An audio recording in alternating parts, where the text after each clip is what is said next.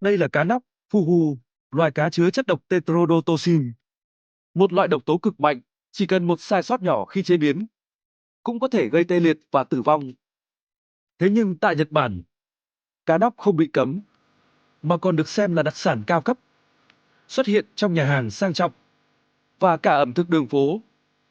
Chỉ những đầu bếp được đào tạo nhiều năm, vượt qua kỳ thi cực kỳ nghiêm ngặt mới được cấp phép để xử lý cá nóc.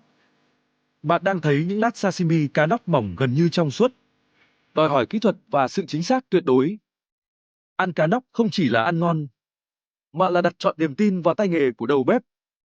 Một món ăn khiến người ta vừa sợ, vừa tò mò đến mức phải thử ít nhất một lần trong đời. Nếu bạn thấy clip này thú vị, đừng quên đăng ký kênh để xem thêm nhiều món ăn độc lạ trên thế giới nhé.